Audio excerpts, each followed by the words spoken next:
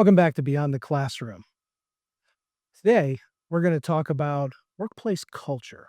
Back with me again is Rhonda Priest, our manager for business development and certified public manager. Yes. And so, Rhonda, there's a lot of courses that talk about workplace culture. Why is civility in the workplace? I mean, this may seem like the stupidest question, but why is civility Oh, important? why would civility be important?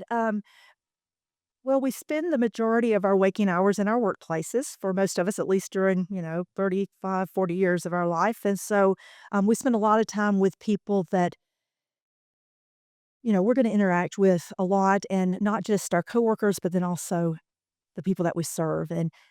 And there's just a lot going on in people's lives, and we need to understand what's appropriate and what's not, and how we can navigate those difficult situations um, in a way that's gonna be, hopefully, no harm, but it's certainly, in the best way possible, and we just need to be reminded of the importance of civility in the workplace, it's its importance not just for, you know, safety, but then also for retention and for your reputation and for how other people perceive you and your organization. I mean, it really does have a ripple effect.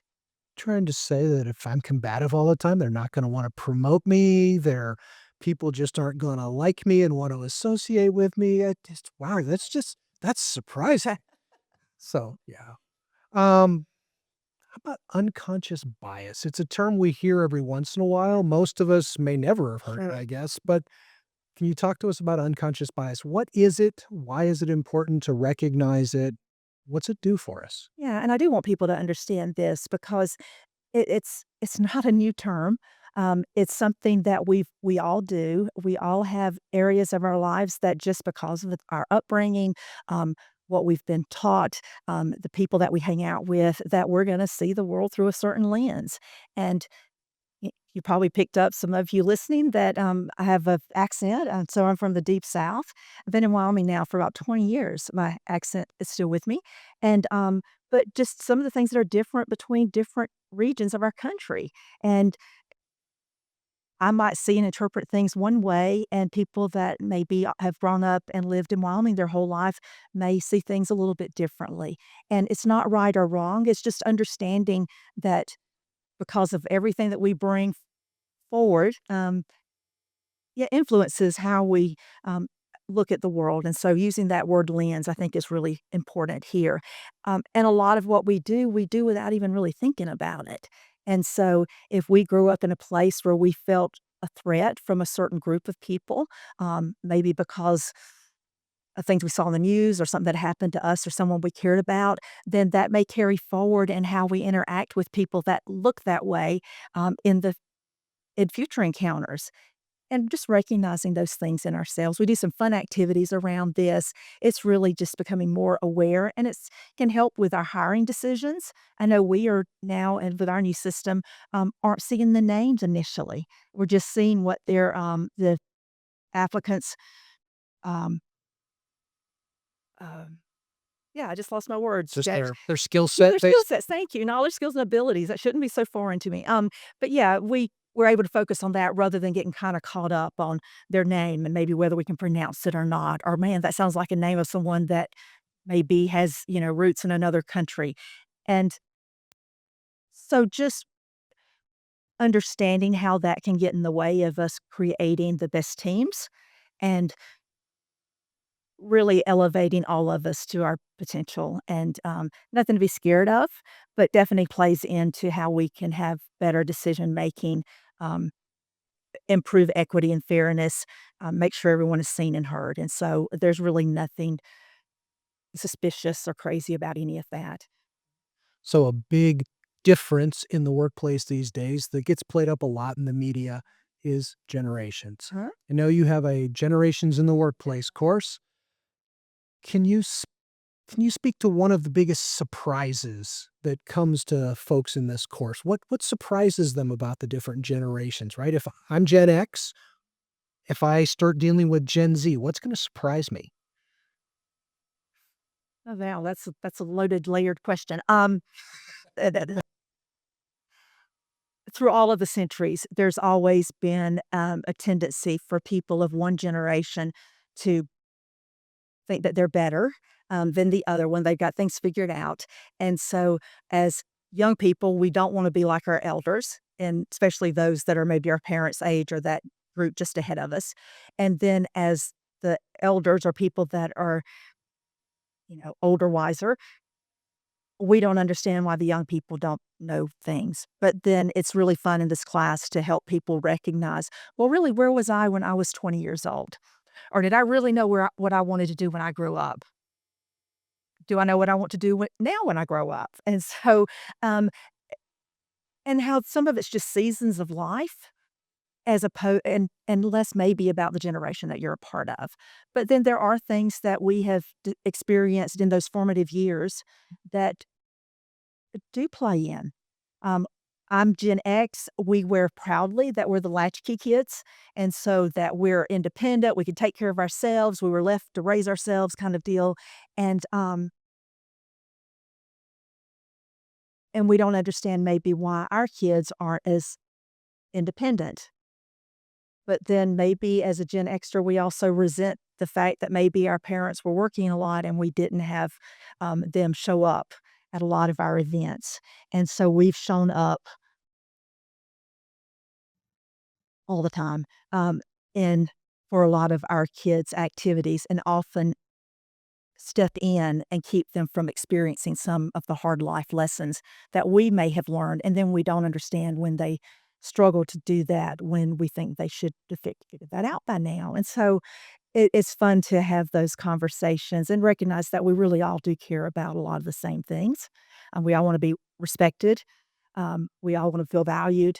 Um, In the end, people are people. People are people. And so there's some things that you can maybe make some generalizations about, but we need to be really careful not to stereotype people. Just because I'm a Gen Xer doesn't mean that I'm gonna check all of these boxes. No, And but so bring on the garden hoses. I'm yeah, thirsty. yeah, yeah, you're good, right? Yeah, And we survived, right? that's it. Still here to tell the tale. And, for me, that's my definition of wisdom. I've lived long enough to tell the story. Uh-huh. But Doesn't our mean parents did too, and yeah, were we listening to them when they were thinking what you're thinking now? So, yeah, okay. So, yeah, absolutely not. yeah, it's just what goes around comes around. All right. So I believe you offer some courses in customer Mhm. service. How do you help folks, frontline customer service employees, how do you help them deal with those difficult customer interactions and yet still portray their business, their organization in a positive light? Yeah, speaking of generations, this is one that comes up a lot, the difference in customer service, or, "I could have never worn that to work," or, "My boss would have never put up with that," and yeah, yeah, yeah. So there are some things that we do need to be reminded of. I think, as I'm thinking this out, to answer your question, people aren't staying in jobs as long as they used to. There isn't a sense of loyalty, in some cases that there were in previous generations, and we can look back historically and see why that is. Um, Employers, um, we have, stories that we can tell of how employers have not been there for their employees, after they've invested their lifetime.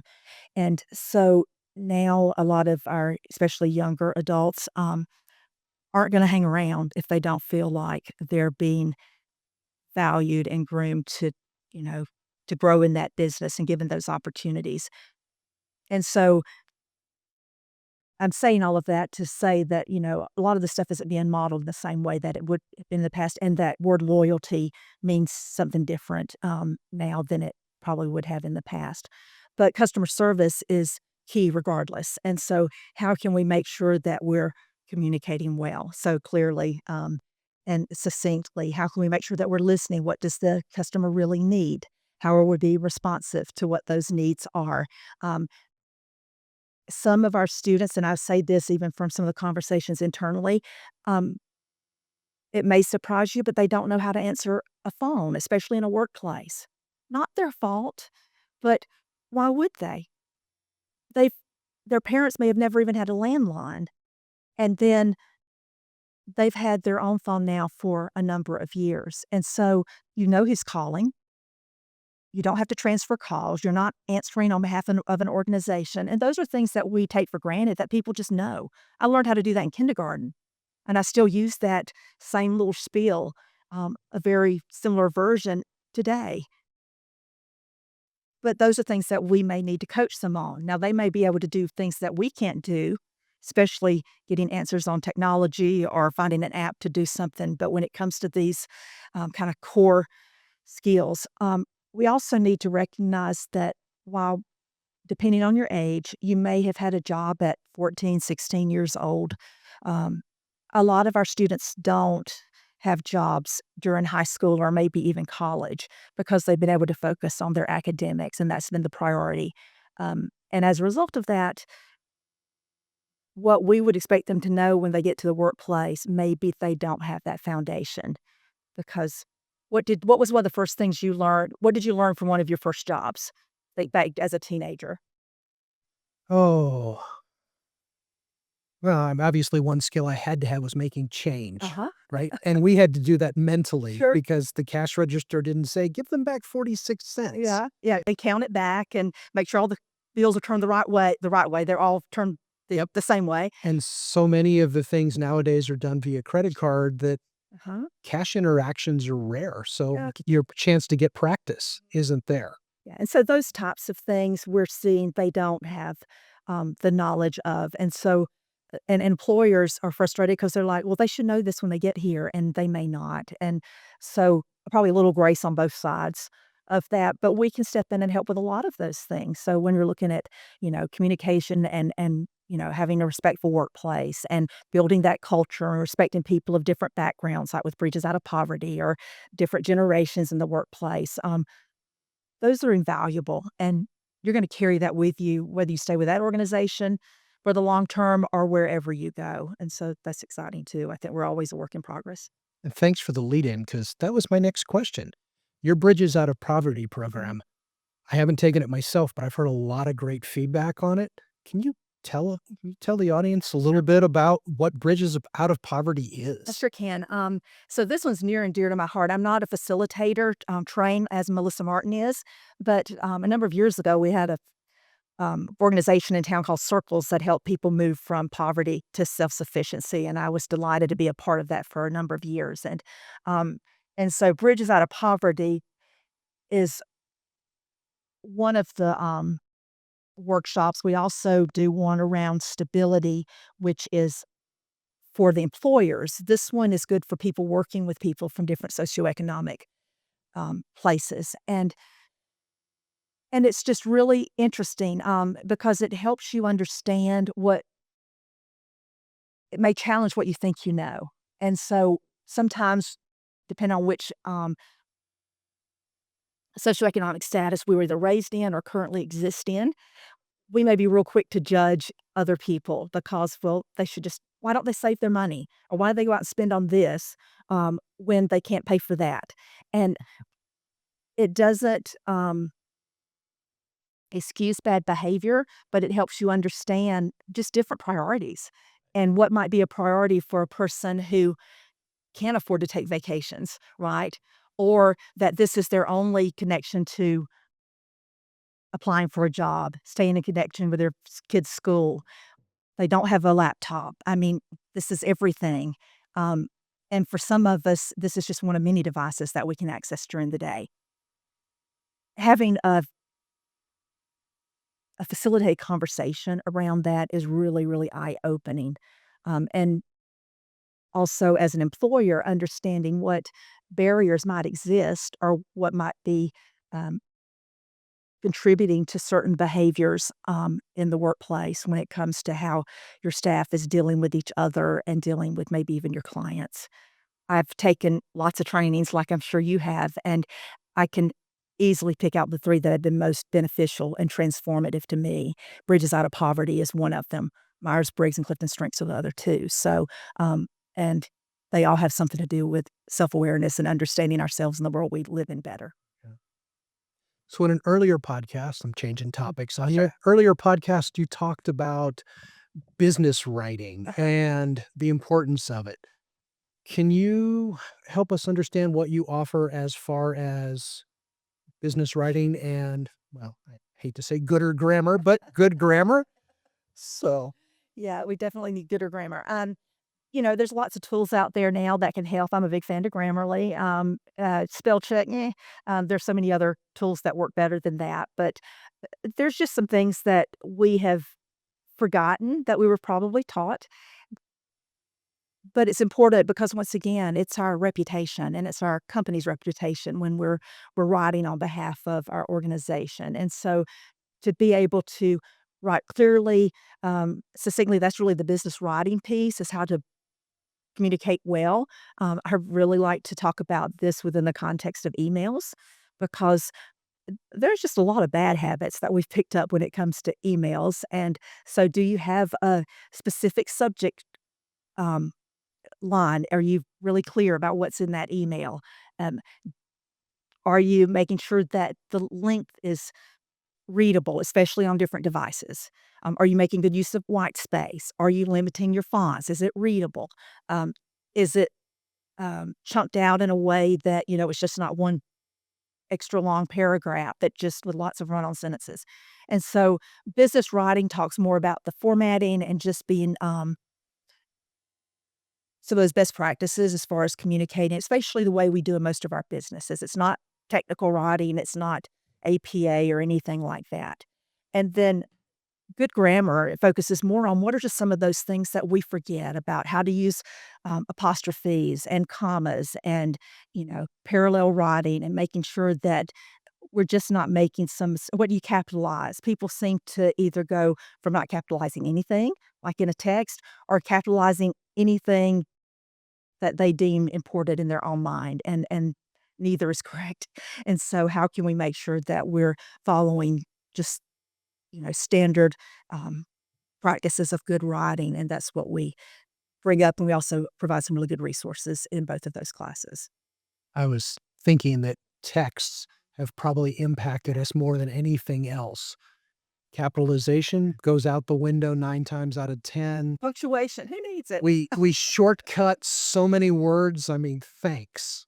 Who writes out the whole word anymore, right? So there's so many of those things, and you're right, they do not belong in an email, they do not belong in a handwritten letter. Understand the time and the place, not to say don't do that, just understand when that's not appropriate and isn't gonna serve you well. Whereas my daughter will be very quick to point out, I should not write out all of the words in a text message. So, yes, she's very good at that. I still do it. She can't break me. Sorry, kiddo. But yeah. So, all right. Coaching and developing. Obviously, you've got quite a few courses that deal with coaching and developing people. What do businesses, what effect do they see out of that? What ripple effects when they begin to coach and develop their folks? Well, it's something that for most of us, we've not had a lot of, specific training around that. We have in our own mind what that might look like, and it's gonna be based on our own experiences. And it may be even these words all get kinda mushed together, but are we mentoring? Are we coaching, developing, counseling? And there's some distinct differences between each of those, but it really is how are we growing and equipping our direct reports. And there are some things that we can do to have the best outcomes with that. It does take consistency, which I know can be a struggle for many of us in our busy lives, but how can we have more effective one-on-one meetings? How can we make sure that if there is a problem that we're documenting that? But we really wanna be more proactive so that it doesn't become a big problem because we're not waiting for something to implode before we're addressing it. We're also wanting to make it an environment where people can easily come to us and tell us that, I'm struggling with this, or I don't think I get this, or I need someone to help me with that, or I want this, I'd love to have an opportunity to maybe learn another area of our department. And it just makes it much more of a collaborative, intentional process. And there's some tools that you can employ, and then you can adapt them to work for you. Okay. So again, changing topics, although kind of related. You've got a workshop on creative problem solving. Uh-huh. Do you how does that help your participants think differently? How does it help them come away with a different mindset? Yes, so, depending on kind of I've talked a bit about personalities during our podcast, and depending on the way we're wired, now for me, I'm one of those people that loves brainstorming. I love talking things out. I love considering all the possibilities, and I can drive some people crazy. And if you're a person that likes to have, this is a plan, we made a decision, let's go, that can be, and then I come back and say, oh, we thought about that, can drive people a bit crazy. And so looking at maybe how you can flip your default way of problem solving and maybe do it differently, how different approaches will allow you to consider other people's perspective and contributions. Maybe even looking at what another industry does or what might have worked really outside of what we do here in higher ed or training and development or CDL. Wow, I didn't think about that. And a lot of times, some of those best solutions come from that multidisciplinary approach.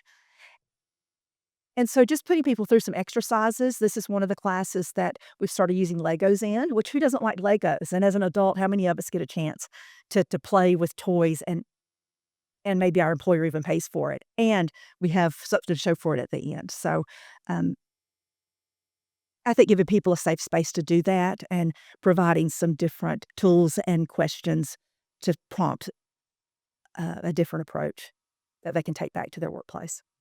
So, of all the different culture courses you offer, Mhm. two questions, two-part question here. Which one tends to drive the biggest aha moments? And if I'm an employer looking to help my folks grow and possibly change the culture of my organization, where should I start? Okay. I think a fun way to start, and also a very productive way, is with some kind of team building activity or where we could do something around the different personality types within your team, because that's always has some aha moments. Either it's like, "Oh, now I understand." Yeah. Um, or okay, that just confirms that. And so that can be very helpful. It can also help us get to know your team, and then we can make recommendations beyond that. If it's for, I think, the general workforce, and if you've got a lot of different generations in your workplace and you have some people that are struggling with that, the generations conversation is excellent. Also, the emotional intelligence is always a good addition to training, regardless of if it's your individual contributor or your leadership team. And then I think for your leaders, probably something around coaching and developing others. I really like coaching for success. How can you really start off on the right foot when someone joins your team and then just build on that? And then when you do have performance issues, how can you already have that relationship in place so that you can address those situations more easily and hopefully not get derailed by them. Awesome. Well, thank you. You're so welcome. Hopefully, we can have you back at another point and dive a little deeper into some of Yeah. these because there's definitely more meat in a lot of these topics. Check our website frequently. We're always updating it. And if you need anything, anything at all in this realm of business training and personal development, let us know because that's where we get our inspiration and I'd love to help you out with that. You heard Rhonda. Reach out, check the website. That's a wrap on this episode of Beyond the Classroom. Thank you for joining us. Please like, subscribe. Don't forget to follow us. And until next time, have a great day. I want tomorrow. I want tomorrow. I want tomorrow. I want tomorrow today.